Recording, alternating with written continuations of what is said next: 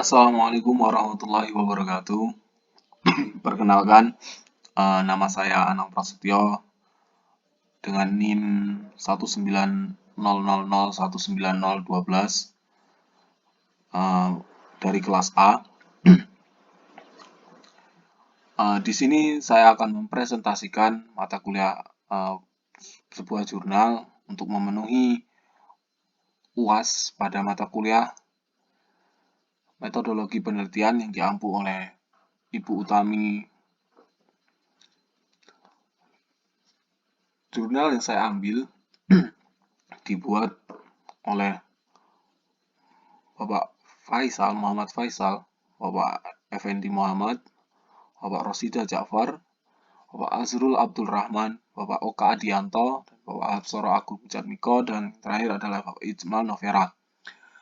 Jurnal yang saya ambil untuk penugasan kali ini adalah yang berjudul Pendekatan terintegrasi untuk kebutuhan pelanggan menggunakan penyebaran fungsi kualitas dan rekayasa Gen Z untuk meningkatkan desain kemasan. Jurnal ini termasuk ke dalam jurnal internasional. Pada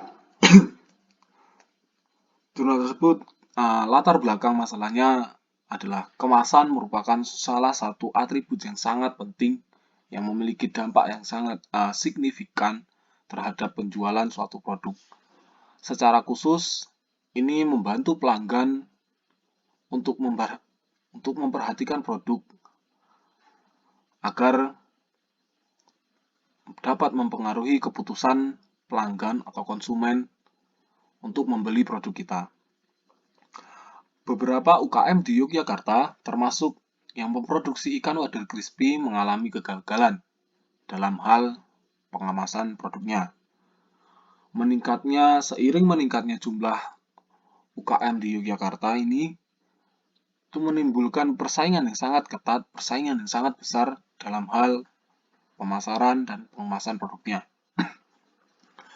Pengemasan produk pada dasarnya diperlukan untuk mengidentifikasi suatu produk tersebut, untuk mengirim, menyimpan, melindungi, dan membedakan suatu komoditas di pasar atau suatu produk kita di pasar agar menarik di mata konsumen. Berdasarkan paparan latar belakang di atas, identifikasi masalahnya adalah memperbaiki desain kemasan pada UKM di Yogyakarta menggunakan metode Gen Z dan GFD dan menggunakan software Photoshop guna meningkatkan nilai jual. Di sini software Photoshop digunakan untuk mendesain suatu kemasan tersebut berdasarkan metode Gen Z dan GFD. Batasan masalah pada penelitian ini adalah objek yang diamati adalah beberapa UMKM yang berada di Yogyakarta yang termasuk memproduksi ikan wader crispy.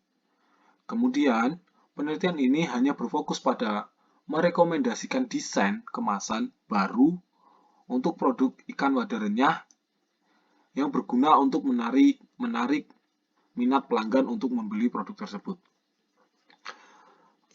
Kemudian kita dapat rumusan masalah dari penelitian ini adalah bagaimana keadaan kemasan yang berada pada UMKM yang diteliti. Keadaan kemasan sebelum dan sesudah kita merekomendasikan kemasan yang baru setelah diteliti dengan metode Gen Z dan GFD tadi. Kemudian, apa saja metode yang digunakan untuk mendesain kemasan di UKM tersebut? Dari paparan di atas kita mendapatkan tujuan penelitiannya. Tujuan penelitian dari rumusan-rumusan latar belakang di atas adalah merekomendasikan desain kemasan untuk produk ikan wader renyah yang akan menarik pelanggan untuk membeli produk tersebut. Manfaat penelitiannya adalah mendapatkan evaluasi dari desain sebelumnya dengan desain yang diusulkan.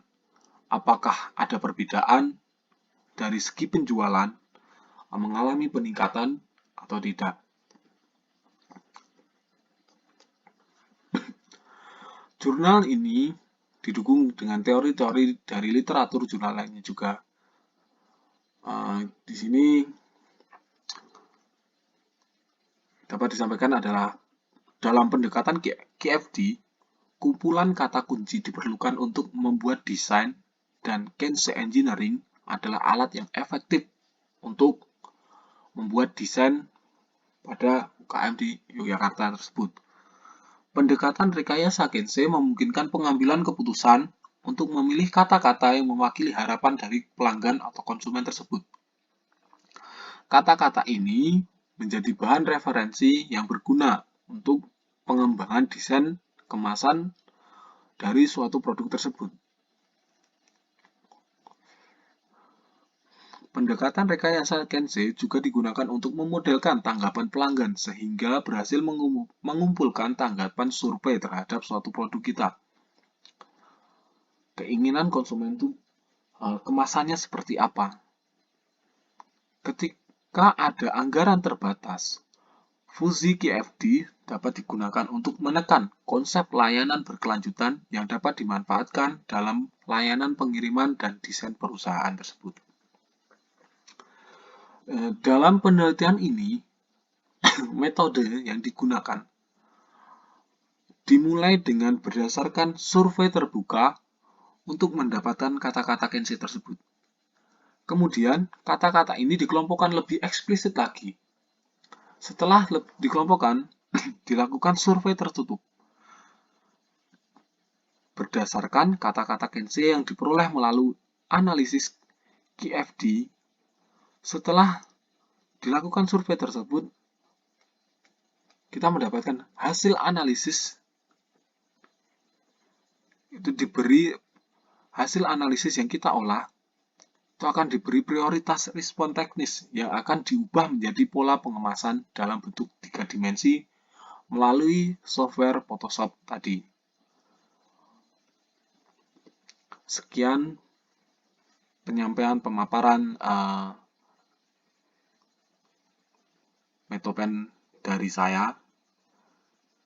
Saya akhiri, wassalamualaikum warahmatullahi wabarakatuh.